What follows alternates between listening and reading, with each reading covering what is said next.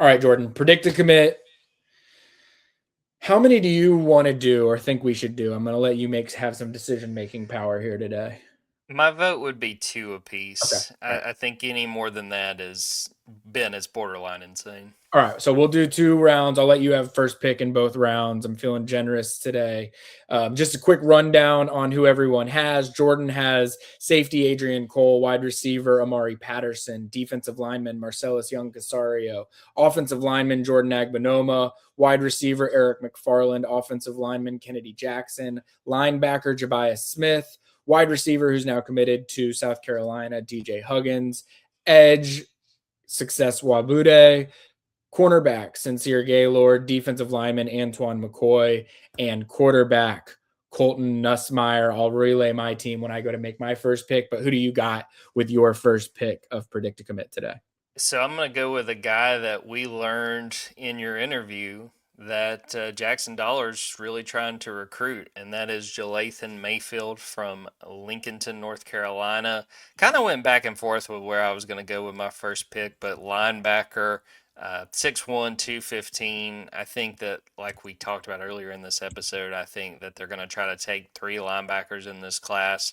I think it's going to wind up being Gouda, Mayfield, and then their latest addition, Campbell. So I'm going there. It is funny for me, Ben, sitting here, and you wrote a story. It might have been 2 weeks ago, or it might have even been earlier this week, about Georgia trailing Indiana, and it's like just even 5 years ago, like kind of thinking about that possibility. I, for one, love it. I want to see other teams, especially teams that.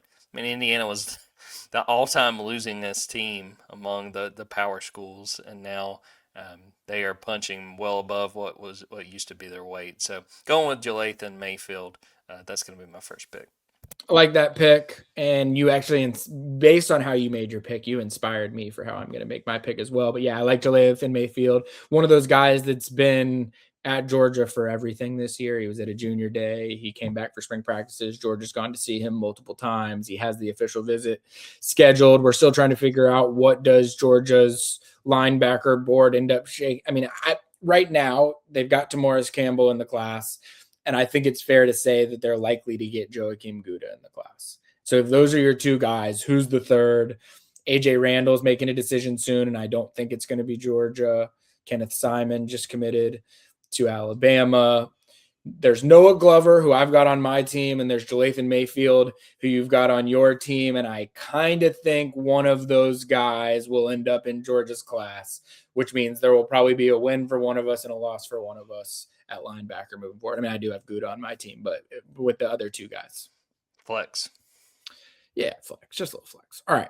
My team. I've got Brock Williams, my first pick. He's actually making a decision on the McAfee show later today. I do not expect it to be Georgia, so that's going to end up being a miss there. Then I've got defensive lineman Seth Tillman, cornerback Jaden Aparicio Bailey, offensive lineman Abram Eisenhower, who has committed to Georgia, cornerback Chance Gilbert, defensive lineman Tyler Alexander, linebacker Noah Glover, linebacker Joakim Gouda, tight end Jackson Dollar, friend of the program now, and also in the class. That's 2-0, Jordan, just if we're keeping score at home. Offensive lineman Elijah Morrison, wide receiver Torian Rollins, and then I took quarterback Peter Bork, who is now committed to Virginia Tech. So I have had two guys already commit to places that are not Georgia, Jordan, and you've only had one. So if you're looking for small wins there's your small win. But you took Jalathan Mayfield because Jackson Dollar brought him up in the interview.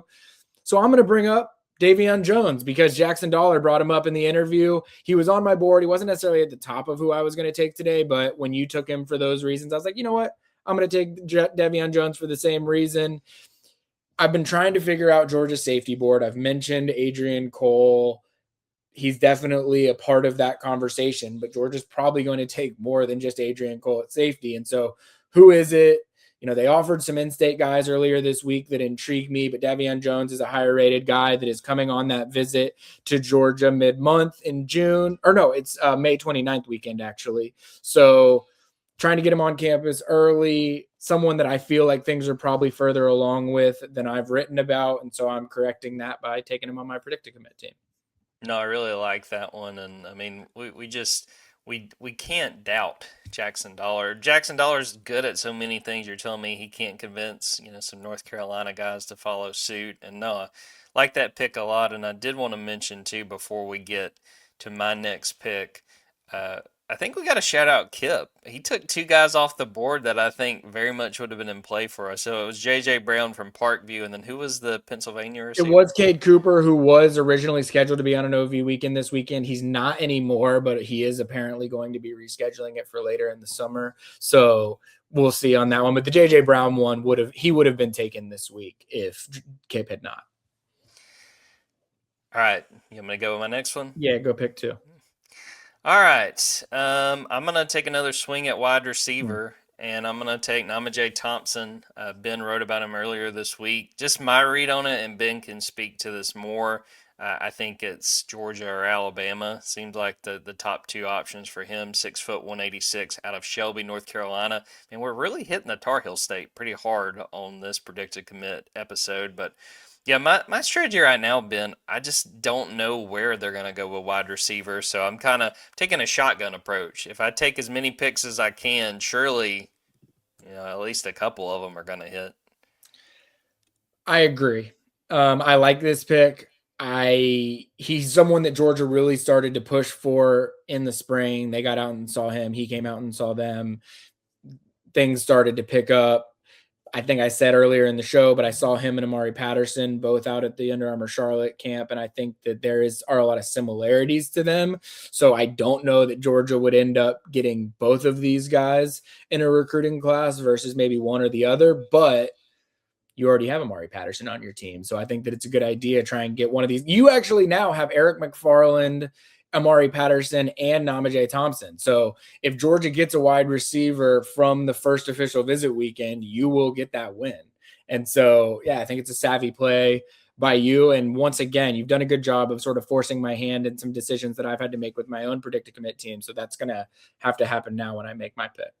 Chess, not checkers, Ben. That's right. All right. So because I had someone else, here's sort of my thinking on things. I know that once we've gotten into the May, June official visit weekends, because there's typically more people on those visits than there are on that first weekend. This year, there's a healthy amount on that first weekend. There was last year too. But I know last year we were only taking predict to commit guys for the weekend that was coming up. Maybe we'll do it the weekend behind, like in the past. I don't know. We'll have to figure that out as we get closer. But I figure we'll start doing things a little bit more associated with those specific weekends. And so because of that, I'm looking at one weekend in June that there's two guys that I want on my team right now. They're 1 and 2 on my board. And one's like a huge swing for the fences that I'm going to hold on because I think I might want to save him for that week. For now, because you took a wide receiver, I'm going to take a wide receiver. And I'm going to go with Sean Green from Camden County High School, someone that just had a good showing in the state track events this past week. He's a big 200-meter guy. He was in the 100. He's in the high jump, long jump. But the knock on him has been his size. Like he's been seen as a smaller slot type, and that's really just not the case anymore. I mean, this guy has gotten taller. He's bulked up.